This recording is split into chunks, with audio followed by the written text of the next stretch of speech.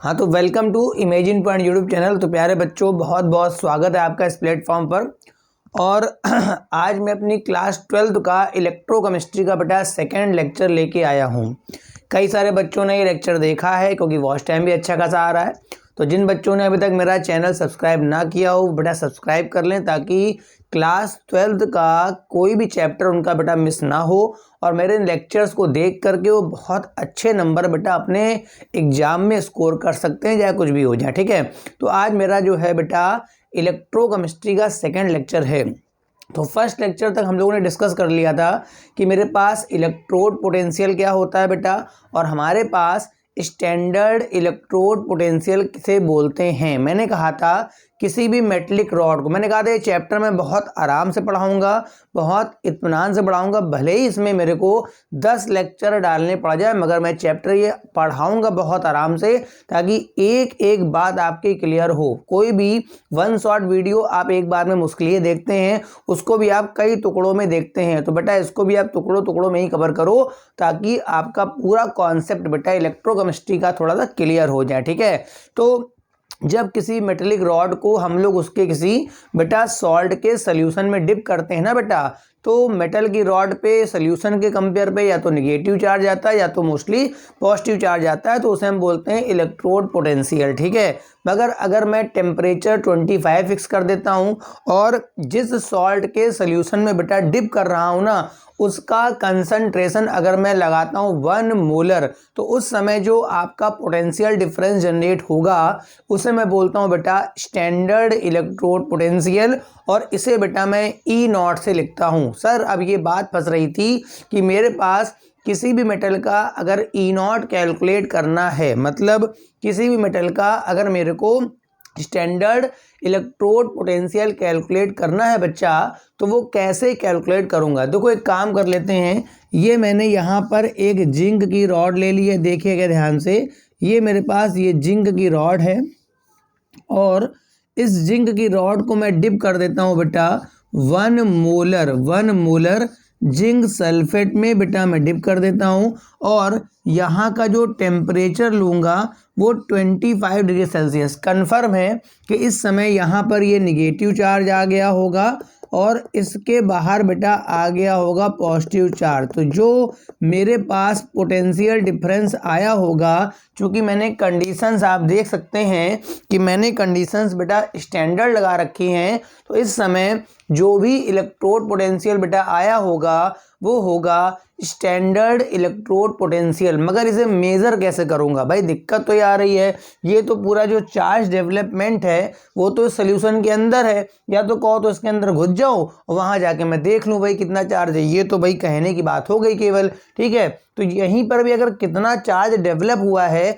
उसके लिए आपको किसी दूसरे मेटल से कनेक्ट करना पड़ेगा, क्योंकि जब तक करंट का फ्लो नहीं होगा, बात सुनिएगा मेरी, जब तक बेटा करंट का फ्लो नहीं होगा तब तक आप कितना पोटेंशियल क्रिएट हुआ है वो कैलकुलेट नहीं कर पाएंगे। और करंट का फ्लो जो है वो एक इलेक्ट्रोड से दूसरे इलेक्ट्रोड की तरफ होता है। इसका मतलब इस सिंगल इलेक्ट्रोड का बेटा पोटेंशियल, मतलब E0 की जो वैल्यू आई है मैंने लिखी थी -0.76। ये आपने कैसे फाइंड करी सर, क्योंकि सिंगल इलेक्ट्रोड का पोटेंशियल तो मैं कैलकुलेट कर नहीं पाऊंगा, तो इसके लिए मैं उधर की तरफ एक कॉपर की रॉड ले लेता हूं। मैं कॉपर की क्यों ले रहा हूं, मैंने बता रहा हूं। कॉपर की रॉड ले ली मैंने और इसको डिप कर लिया मैंने 1 मोलर कॉपर सल्फेट में, और टेम्परेचर रखूंगा अपना 25 डिग्री सेल्सियस, क्योंकि यहाँ पर मेरे पास चार्ज आता है पॉजिटिव और यहाँ पर आता है निगेटिव। अब देखिए यहाँ पर भी अपना कोई इलेक्ट्रोड पोटेंशियल आ गया होगा स्टैंडर्ड वाला। ठीक है,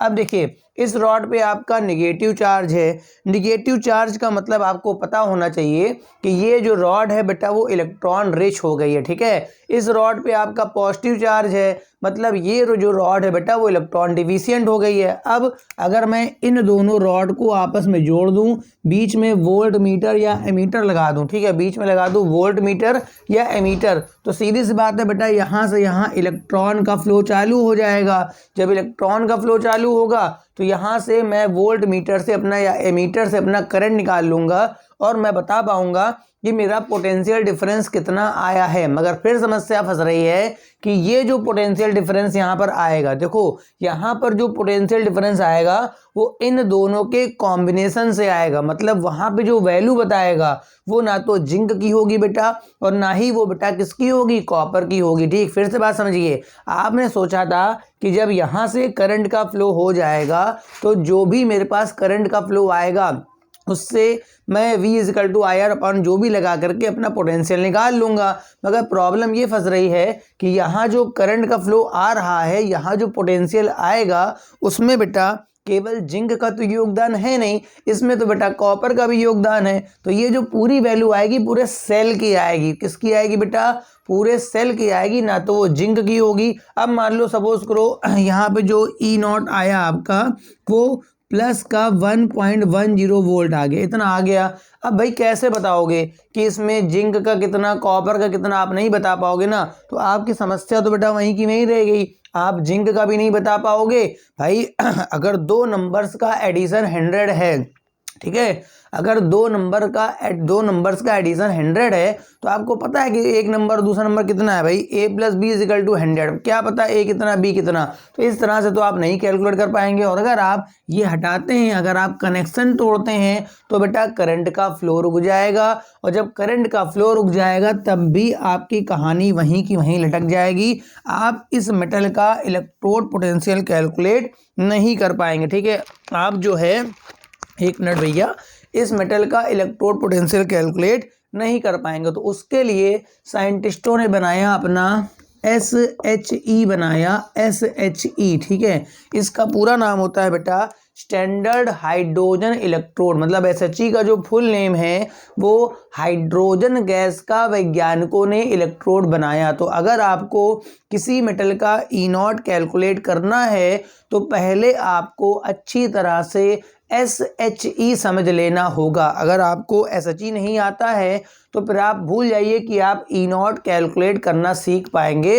रट तो सकते हैं कि हाँ ये ई नॉट ऐसा होता है, मगर उसको कैलकुलेट करने का जो प्रोसेस है वो केवल SHE से आएगा। ठीक है, तो यहाँ पर कैसे कैलकुलेट करते हैं, तो पूरा नाम है इसका standard hydrogen electrode. Hydrogen gas का एक इलेक्ट्रोड बनाया गया है साइंटिस्टों के द्वारा अपनी कन्वेंस, अपनी सुविधा के लिए।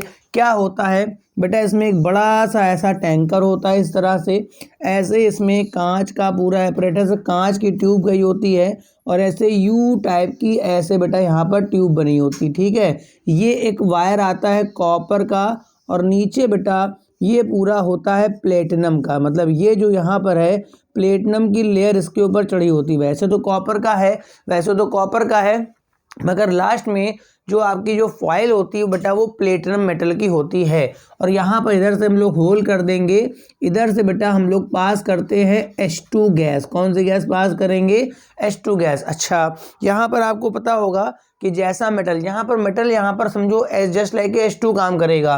तो यहाँ जो सोल्यूशन बेटा हम लोग लेते हैं, यहाँ पे बच्चा जो सोल्यूशन लेते हैं वो हम लोग लेते हैं, चूँकि स्टैंडर्ड निकालना है हाइड्रोजन वाले का, तो हम लोग लेते हैं 1 मोलर HCl। क्या लेंगे बच्चा, 1 मोलर HCl। और टेम्परेचर तो आपको रखना ही है यहाँ पर 25 डिग्री सेल्सियस। इधर से ये ओपन होगा बताऊंगा, यहाँ बुलबुले निकलते देखूंगा भी। ठीक है, अब यहाँ पर पूरे में हाइड्रोजन गैस भर जाती है, पूरे में क्या भर जाती है, हाइड्रोजन गैस। और जो बाहर आपके आयंस हैं वो भी वहाँ पर H+ आयन है। ये जो पूरा अपरेटस बना है वो स्टैंडर्ड हाइड्रोजन इलेक्ट्रोड का है। ये जो पूरा अपरेटस बना है ये बेटा स्टैंडर्ड हाइड्रोजन इलेक्ट्रोड का है। अब यहाँ पर है क्या कि अच्छा, अगर जो गैस पास करेंगे उसका प्रेशर आपको रखना है 1 atm। कितना रखना है बच्चा, 1 atm। जो प्रेशर है उसको रखना है यहाँ पर आपको 1 atm, क्योंकि 1 atm जो है वो भी बेटा स्टैंडर्ड की कंडीशन है। अब है क्या कि इस वाले इलेक्ट्रोड में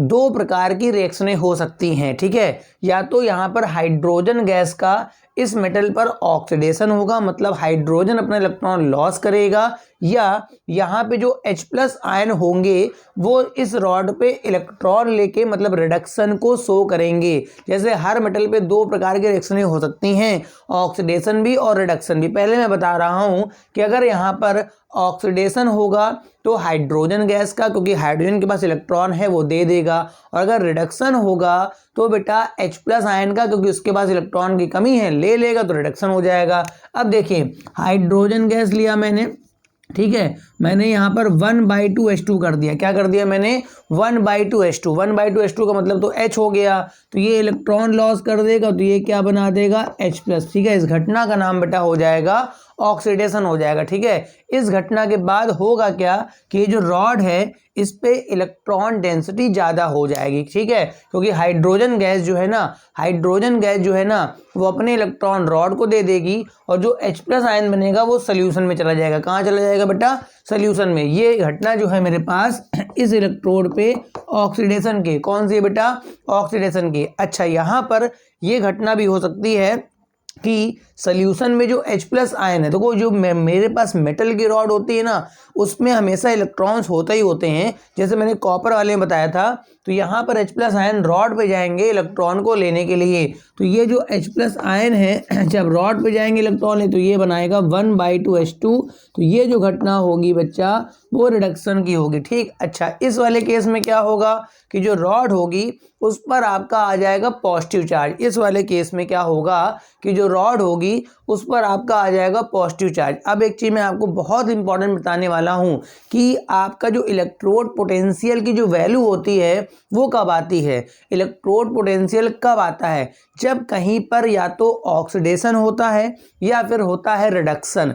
जब ऑक्सीडेशन होता है तो भाई इलेक्ट्रॉन लॉस होते हैं, रॉड पे निगेटिव आ जाता है, तो उसके बाहर क्या आ जाता है? पॉजिटिव, पोटेंशियल डिफरेंस आ गया ना। जब कभी रिडक्शन होता है तो कोई आयन इलेक्ट्रॉन लेने जाता है, तो इलेक्ट्रॉन लेने जाएगा तो अंदर हो जाएगा प्लस और बाहर क्या बचेगा? माइनस। तभी डिफरेंस आ गया। मतलब E0 या ई वैल्यूज तब जनरेट होती हैं जब कहीं पर ऑक्सीडेशन होगा या रिडक्शन होगा। तो देखिए पहले प्रोसेस में ऑक्सीडेशन हो रहा है, इसका भी कोई ना कोई E0 का मान होगा। ठीक है, दूसरे प्रोसेस में रिडक्शन हो रहा है, इसका भी कोई ना कोई E0 का मान होगा। क्योंकि दोनों प्रोसेस सिमिलर है, हाइड्रोजन के ही हैं, तो दोनों के E0 की वैल्यू सेम होंगी, केवल साइन में डिफरेंस होगा। ठीक है, क्योंकि दोनों हाइड्रोजन के लिए हैं तो दोनों के E0 की वैल्यू सेम होगी, बस साइन में डिफरेंस होगा। मगर साइंटिस्टों ने अपनी सुविधा के लिए हाइड्रोजन के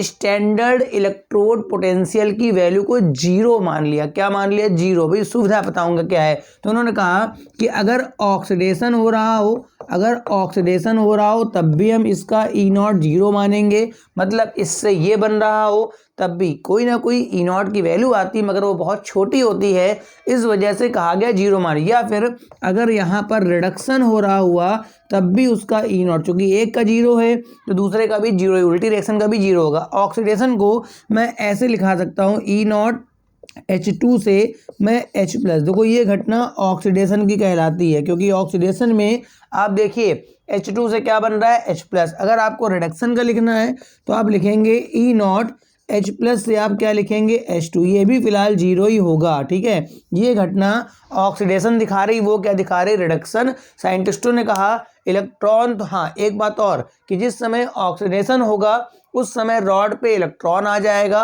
और रॉड का जो चार्ज है बेटा हो जाएगा माइनस। ठीक है, और जिस समय रिडक्शन होगा उस समय आपके रॉड का चार्ज हो जाएगा पॉजिटिव। ठीक है, और अपनी सुविधा के लिए इसका जो इलेक्ट्रोड पोटेंशियल का मान है वो वैज्ञानिकों ने 0 मान लिया। कितना मान लिया बेटा? 0। क्यों मान लिया ऐसा भी बताऊंगा। अब तुम्हें क्या करना है, जिस मेटल का भी स्टैंडर्ड इलेक्ट्रोड पोटेंशियल निकालना है, ठीक है, जिस मेटल का भी स्टैंडर्ड इलेक्ट्रोड पोटेंशियल निकालना है उसे आप SHE के साथ जोड़ देंगे, और जो बीच वाला बॉक्स था, दोनों का जो बीच का सेंटर में वोल्ट मीटर था, उसका पोटेंशियल मेजर कर लेंगे। ठीक है ना। हाँ, यहाँ पर अब बच्चे कंफ्यूज होंगे कि सर हमें कैसे पता लगेगा कि यहाँ पर ऑक्सीडेशन होगा कि रिडक्शन होगा? ये डिसाइड करेगा मेटल। ठीक है, अगर मेटल मोर रिएक्टिव हो, बात सुनिएगा भाई, अगर मेटल हाइड्रोजन वाले से ज़्यादा रिएक्टिव हुआ तो उस पर ऑक्सीडेशन होगा, तो ये अपने आप को किस में ले जाएगा, रिडक्शन में। अगर मेटल काफ़ी कम रिएक्टिव है तो बेटा इस पे ऑक्सीडेशन होगा और मेटल अपने को ले जाएगा किस में, रिडक्शन में। मतलब मैं कह रहा हूँ कि इस प्रोसेस में ये दोनों प्रोसेस एक साथ नहीं होंगे, या तो यहाँ पर किसी मेटल साथ जोड़ने पर इधर ऑक्सीडेशन होगा या फिर इधर रिडक्शन होगा। सर कैसे डिसाइड होगा? मैंने कहा अगर मेटल बहुत रिएक्टिव, जैसे जिंक वाला केस है, जिंक काफ़ी रिएक्टिव था और कॉपर जो था वो काफ़ी क्या था, कम रिएक्टिव। अगर मैं जिंक को इस SHE के साथ जोड़ देता हूँ तो जिंक वाले पे चालू हो जाएगी ऑक्सीडेशन की नौटंकी चालू हो जाएगी, तो इस पे चालू हो जाएगी रिडक्शन की नौटंकी चालू हो जाएगी, ठीक है। और अगर मैं इसको कॉपर के साथ जोड़ देता हूँ तो बेटा कॉपर की जो रिएक्टिविटी होती है बेटा कम होती है, तो कॉपर वाले पे आपका चालू हो जाएगा आपका रिडक्शन और इसका चालू हो जाएगा ऑक्सीडेशन। तो ये आप फिलहाल बना लीजिए। अब मैं पहले जिंक वाले मेटल का बताऊंगा कि SHE के साथ जोड़ने पर कैसे E0 आता है। अब मैं क्या बताने जा रहा हूं कि जिंक वाले को अगर मैं SHE के साथ जोड़ूंगा, अगर जिंक वाले को SHE के साथ जोड़ूंगा तो कैसे इसका E0 जिंक का निकलेगा, ठीक है। अच्छा, एक बात और बतानी बाकी है कि जिस पर ऑक्सीडेशन होगा, जिस इलेक्ट्रोड, मेरे पास दो इलेक्ट्रोड होंगे, एक तो मेटल वाला होगा और दूसरा SHE वाला होगा। जिस इलेक्ट्रोड पर आपका ऑक्सीडेशन होगा बेटा उसे आप लेफ्ट में रखेंगे। कहाँ रखेंगे? लेफ्ट में। और जिस पर रिडक्शन होगा उसे आप राइट में रखेंगे। ये चीज़ भी आगे हम लोग एक कॉन्सेप्ट के थ्रू पढ़ेंगे। तो फिलहाल जिंक वाले पे तो ऑक्सीडेशन होता है, तो मैं इधर लेता हूँ जिंक की रॉड। चूँकि स्टैंडर्ड निकालना है तो उसको मैं डिप करूँगा बच्चा 1 मोलर और लूँगा यहाँ जिंक सल्फेट।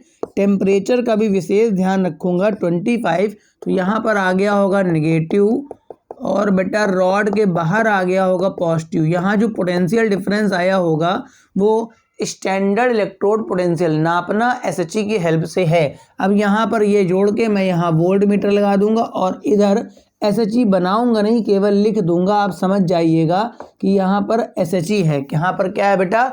SHE। अच्छा, मैंने कहा था कि जिस पर ऑक्सीडेशन होता है, जिस पर क्या होता है, ऑक्सीडेशन होता है, मैं उसे लेफ्ट में रखूँगा और जिस पर बच्चा रिडक्शन होगा उसे मैं राइट में रखूँगा।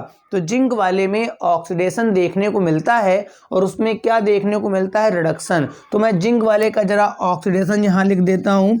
Zn - 2 इलेक्ट्रॉन से बना लेगा Zn+2। ये जो घटना हो रही है ये बेटा आपके ऑक्सीडेशन की है। अगर इधर बेटा ऑक्सीडेशन हो गया है तो उधर की तरफ जो होगा वो रिडक्शन होगा। और रिडक्शन किसका होता है बेटा? H+ आयन का रिडक्शन होता है जो HCl के सोल्यूशन में पड़े होते हैं। तो H+ इलेक्ट्रॉन ले लेगा और इलेक्ट्रॉन लेके 1/2 H2 गैस बना देगा। ये रिडक्शन है। हाँ, एक और पहचान है कि कैसे पता लगेगा कि यहाँ रिडक्शन हो रहा है। हाइड्रोजन गैस वहाँ पर बुलबुले के रूप में निकलने लगेगी, ठीक है। हाइड्रोजन गैस वहाँ पर बुलबुले के रूप में निकलने लगेगी तो पता लग जाएगा कि हाँ मेरा इधर रिडक्शन। अगर हाइड्रोजन गैस नहीं निकल रही है बल्कि और खर्च हो रही है, इसका मतलब हाइड्रोजन गैस H+ बना रहा, मतलब वहाँ ऑक्सीडेशन हो रहा होगा। अब देखिए इसका भी अपना कोई E0 होगा, अपना इसका भी कोई E0 होगा जो मेरे को यहाँ निकालना है, और बेटा इसका भी कोई ना कोई E0 होगा। फिलहाल इसका E0 साइंटिस्ट ऑलरेडी बता चुके हैं कि कितनी वैल्यू होती है, 0। बहुत अभी मैं हल्के फुल्के फॉर्म में समझाता हूँ कि बताओ इसका E0 कुछ होगा, इसका E0 0 होगा।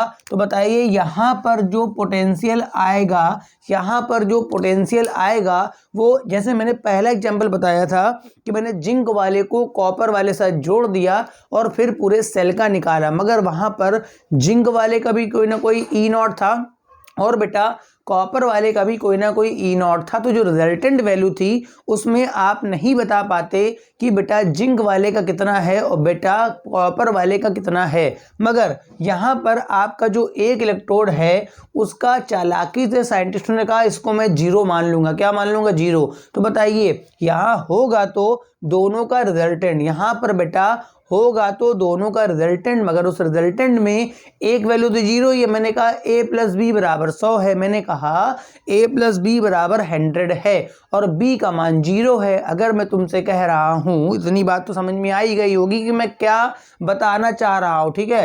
अगर मैं कह रहा हूँ कि A + B = 100 है और बी की वैल्यू 0 है तो जाहिर सी बात है कि ए की वैल्यू तो 100 होगी, यानी यहाँ जो वैल्यू आ रही होगी वो इसी मेटल का स्टैंडर्ड इलेक्ट्रोड पोटेंशियल हो जाएगा। बड़े आराम से मैं निकाल लूँगा। बाकी मेटल साथ आप जोड़ोगे तो उसका भी E0 होगा।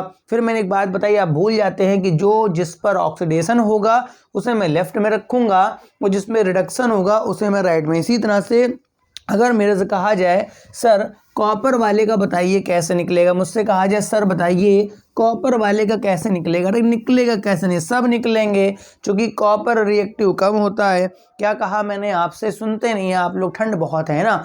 मैंने कहा कि कॉपर वाले, भाई ठंड है तो कान थोड़ा बंद हो गए हैं, ठीक है। कॉपर वाले पे चूंकि लेस रिएक्टिव होता है तो उस पर बेटा होगा रिडक्शन। रिडक्शन वाले को मैं रखता हूँ राइट में, मतलब यहाँ वाले केस में इधर की तरफ मैं अपना ले लूँगा SHE ले लूँगा और यहाँ पर मेरे पास वोल्ट मीटर या मीटर लगा दूंगा और इधर मैं अपना कॉपर का सेटअप करूँगा, ठीक है। इधर कॉपर की रॉड को डिप करूँगा। क्योंकि स्टैंडर्ड की बात चल रही है, किसकी बात चल रही है बेटा, स्टैंडर्ड की, तो 1 मोलर कॉपर सल्फेट लूँगा।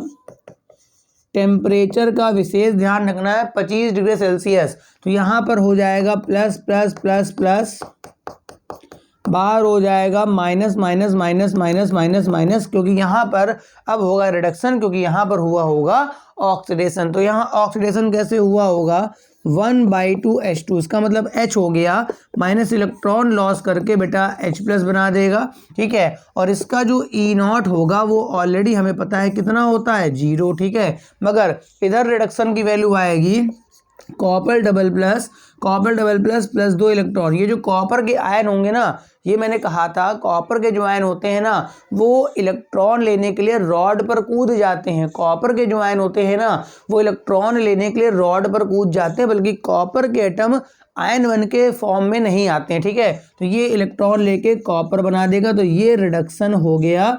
और यहाँ जो वैल्यू ये जो चल रहा है ये हो गया ऑक्सीडेशन। मैंने कहा था ऑक्सीडेशन वाले को हमेशा लेफ्ट में लिखना है। हाँ, इसका कोई ना कोई E0 होगा, इसका कोई ना कोई E0 होगा। अब बताइए यहाँ पे जो E0 आपका सेल का आया होगा वो इन दोनों के कॉम्बिनेशन से आया होगा। बात समझ रहे हैं, यहाँ पे जो E0 की वैल्यू आई होगी बेटा वो इन दोनों के कॉम्बिनेशन से आई होगी, मगर इन दोनों के कॉम्बिनेशन में एक वैल्यू तो बेटा 0 ही है। इन दोनों के कॉम्बिनेशन में बेटा एक वैल्यू तो 0 ही है। जब ये वैल्यू 0 है तो जाहिर सी बात है यहाँ पे जो वैल्यू आएगी वो इस कॉपर वाले इलेक्ट्रोड पोटेंशियल के इक्वल होगी। यहाँ जो वैल्यू आएगी वो कॉपर का ही स्टैंडर्ड इलेक्ट्रोड पोटेंशियल बताएगा और किसी का भी नहीं बता पाएगा। तो इस तरह से आपको बात क्लियर हो गई कि अगर किसी मेटल का E0 कैलकुलेट करना है तो हम स्टैंडर्ड हाइड्रोजन इलेक्ट्रोड की मदद से कर सकते हैं। किसी मेटल का अगर E0 कैलकुलेट करना है तो हम बेटा SHE की हेल्प से बेटा उसे कैलकुलेट कर सकते हैं। यहाँ तक बात क्लियर है। अब हम लोग आते हैं अपने कौन सा सेल, जो हम लोगों ने गैल्वेनिक सेल एक छोड़ के आए थे बेटा। उसके पहले मैंने कहा था कि मैं आपको पहले समझा दूंगा कि इलेक्ट्रोड पोटेंशियल क्या होता है और स्टैंडर्ड इलेक्ट्रोड पोटेंशियल क्या है। जिन लोगों ने मेरा पहला लेक्चर अटेंड नहीं किया है, पहला लेक्चर देखने के बाद ही आप दूसरा लेक्चर देखिएगा। मैंने आपसे कहा था गैल्वेनिक सेल क्या होता है, जहां पर हम लोग केमिकल रिएक्शन को हम लोग इलेक्ट्रिकल में कन्वर्ट करते हैं। मतलब पहले कोई केमिकल एनर्जी होगी, पहले कोई केमिकल रिएक्शन होगी, उसके बाद करंट का फ्लो आएगा। अगर कहीं पर पहले केमिकल रिएक्शन हो और उसके बाद करंट का फ्लो आता है तो बेटा हम लोग इस तरह के रिएक्शंस में बोलते हैं। हमारे पास जो सेल बन गया है ये कौन सा बन गया है, गैल्वेनिक सेल। और मैं बता दूं, अगर आपको ना पता हो तो इलेक्ट्रॉन का लॉस करना भी एक केमिकल रिएक्शन होता है और इलेक्ट्रॉन का गेन करना भी बेटा एक केमिकल रिएक्शन होता है। मतलब इलेक्ट्रॉन अगर लॉस हो रहा है तो भी एक प्रकार का केमिकल रिएक्शन है, इलेक्ट्रॉन गेन हो रहा है तो भी एक प्रकार का बेटा केमिकल रिएक्शन है। तो देखो मैंने यहाँ पर जिंक का रॉड लिया, यहाँ पर मैंने जिंक का रॉड ले लिया, ठीक है, और उसको, ये जिंक की रॉड है बेटा, और इसको डिप कर दिया मैंने 1 मोलर जिंक सल्फेट, टेम्परेचर ले लिया 25, तो आपको पता होगा इस रॉड पे आ जाएगा नेगेटिव और इस रॉड पे आ जाएगा पॉजिटिव। सर यहाँ केमिकल रिएक्शन कैसे भाई? बिल्कुल भाई जिंक ने 2 इलेक्ट्रॉन लॉस करे तो ये जो ऑक्सीडेशन हो रहा है ये क्या फिजिकल चेंज है क्या? ये जो ऑक्सीडेशन ये केमिकल चेंज है, ठीक है, केमिकल चेंज हुआ है। फिर इधर की तरफ मैं कॉपर का रॉड ले लूँगा, इधर की तरफ मैं किसका ले लूँगा?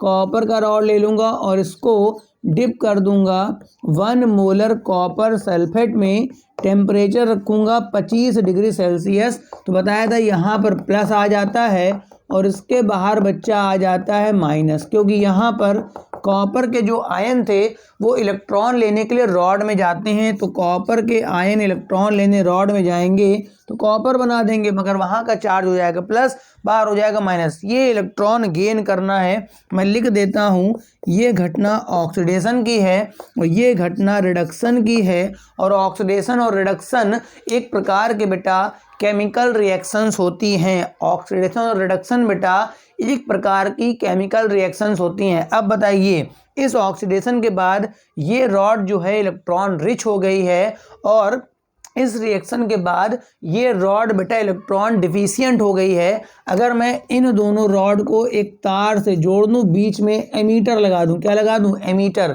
खुद बताइए, अगर मैं इन दोनों रॉड को आपस में कनेक्ट कर देता हूं, खुद सोचिए भाई, खुद का दिमाग भी इस्तेमाल करिए।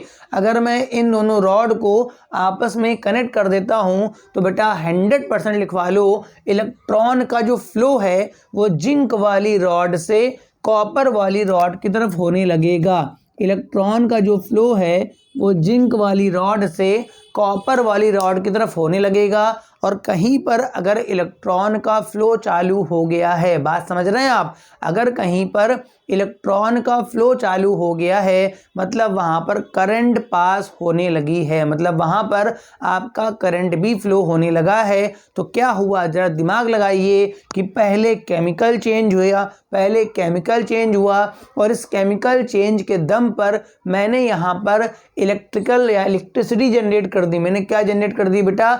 इलेक्ट्रिसिटी जनरेट कर दी। तो ये जो सामने सेल बना है, ये जो सामने सेल बना है वो गैल्वेनिक सेल है। कौन सा सेल है बच्चा?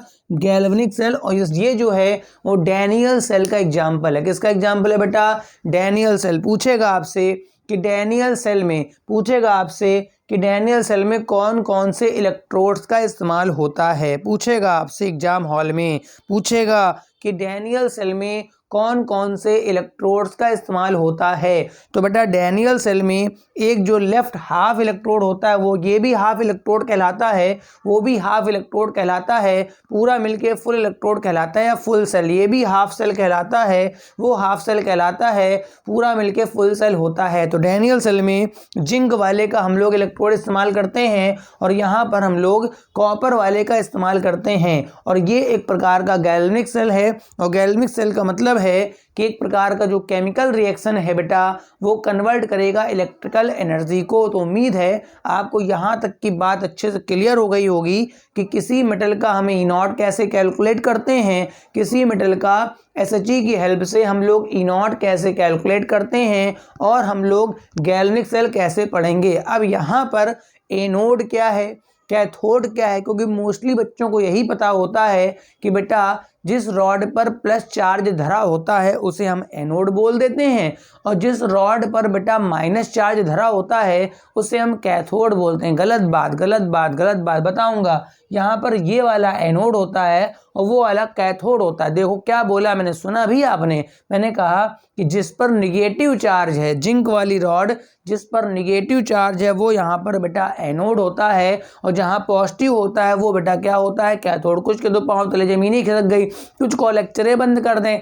ये तो फर्जी पढ़ाने लग गए, तो झूठ बोल रहे हैं। हमारे तो टीचर यही सिखाई ना आज तक कि जहाँ पे प्लस होगा वो एनोड होगा और जहाँ मन नहीं। भाई तो आपने कॉन्सेप्ट नहीं सीखा, आपने केवल रट्टा मार लिया है कि बेटा ये प्लस वाला याद कर लो एनोड होता है, माइनस वाला याद कर लो ऐसा होता है। नहीं भाई ऐसा नहीं होता है। वो बेटा आपका इलेक्ट्रोलाइटिक सेल के लिए होता है। किस सेल के लिए?